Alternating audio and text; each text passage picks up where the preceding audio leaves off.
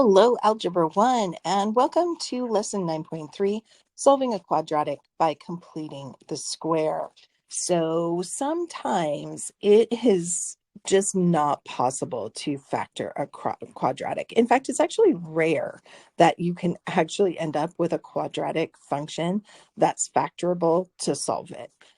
Your answers are usually going to be fractions or radicals, and we need to explore some other methods in order to find those roots, those solutions for quadratic equations. So let's take a look at this example, and we'll see if we can factor it. I'm going to start with my x here, multiply that first and that last term, and I get negative 22x squared. My middle term is 16x. If I think about the factors of negative 22, I would start with 1 times 22. Well, if I subtract those, I know I need to subtract because that is negative.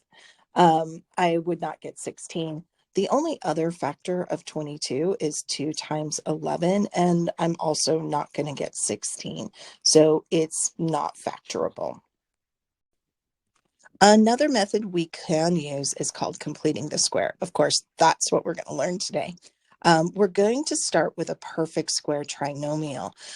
We're going to create that rule. I've kind of hinted at this rule before, but I've never formally told you what it is. So let's explore that right now. We're going to begin by expanding that x plus b times x plus b.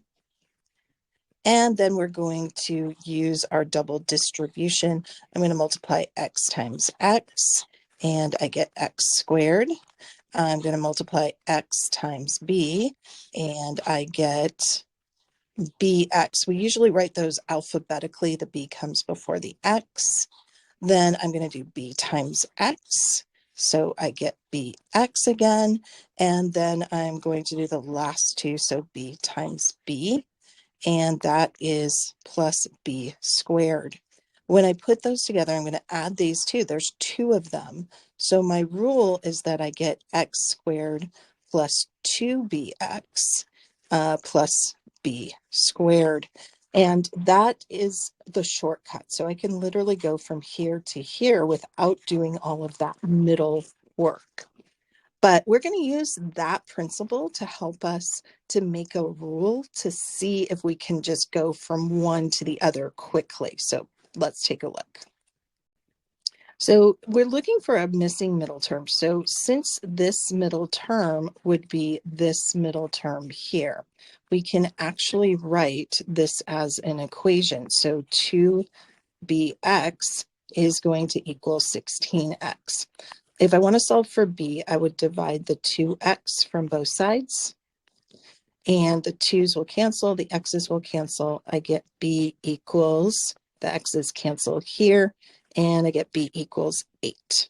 Okay, now the next part is that this last part is always b squared. So I am going to put a b squared. So my b is 8 squared. It's going to be 64. Here, it's just the 8. So let's see if we can do that a little bit faster this time. So hopefully what you've realized is it's all about this term right here. Okay, so my b is negative 18, and we're going to have to just divide by 2. So if I divide by 2, that makes this one negative 9. So you can see the negative's already there for us. So we take this 18 and we divide it by 2. All right, then we take this 9 and we square it. So we're going to take negative 9 and we're going to square it, and that goes right here, and that's going to be 81, and we're done.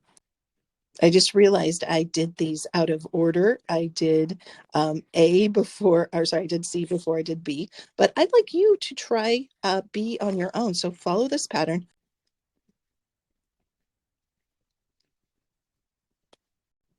Were you able to find it? So hopefully what you did here was you took this 10, you divided it by 2, and that gives me a 5 right here. And then 5 squared is 25. And that's how you do this little process. So it's I wanted you to find this pattern so that we could create this rule right here. So remember, our standard form of a quadratic is ax squared plus bx plus c. So if I'm trying to find the missing constant, that's the c.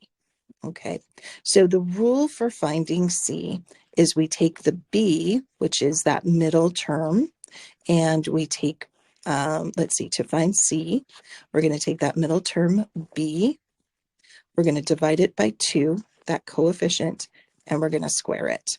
And that's an important rule for completing the square. This is only for completing the square. This is the only time we need this formula. So I'm betting right now you're wondering, what the heck? Why are we doing all of this? So let's put it all together and actually do a problem together. Let me zoom in there a little bit. And we're going to go through the process of completing a square and how we applied this rule right here to the whole thing. All right, so I've got your steps so that it makes it very easy to just move through the steps. And here's what we do. So step 1, move all of the constants to the right of the equal, leave a blank for the missing square. We can see we've got this 21 is the constant on the left. We want to move it to the right. We're going to subtract 21 from both sides. And what does it mean to leave a blank?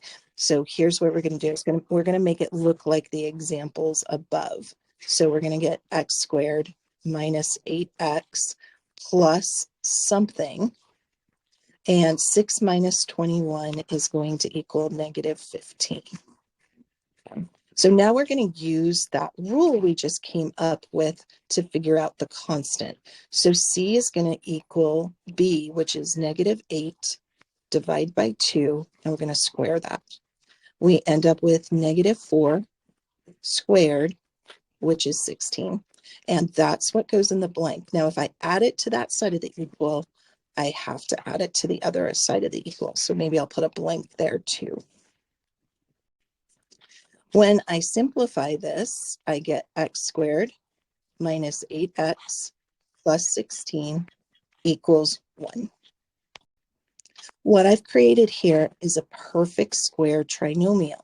If we go back up to this example here, these are perfect square trinomials, and we can see we can quickly factor them without doing all of the hassle of factoring. I can go from this to this really quickly. So this perfect square trinomial is going to turn into parentheses x. It's the square root of this, but it's always this sign. So since this is minus, that means it's going to be minus 4 squared. Now here's another place you can get that minus 4. It's this number right here. That's our b, is negative 4.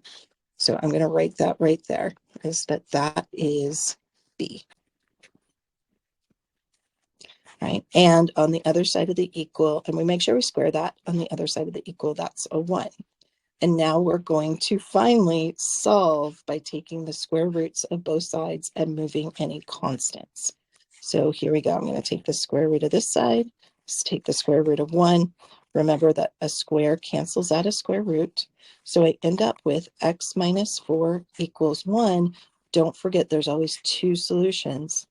X minus 4 equals negative 1. Solve each one. So add the 4 here, add the 4 here. I get x equals 5. Or add the 4 here, add the 4 here, and I get x equals 3. And those are my 2 solutions. Now, when you get whole numbers like this, all right, or integers, positives or negatives, what that means is that this one, I could have factored it. If I get nice numbers like this, I could have factored it. I wanted to start with an easy one just to get you used to the process. I know a lot of your heads are exploding right now because this is so new, but we're going to do a lot of examples to help you out. In the next video, I'm going to show you what happens when your solutions are not nice numbers. So hang in there. I know you guys have this. I promise it will get easier as you practice with it.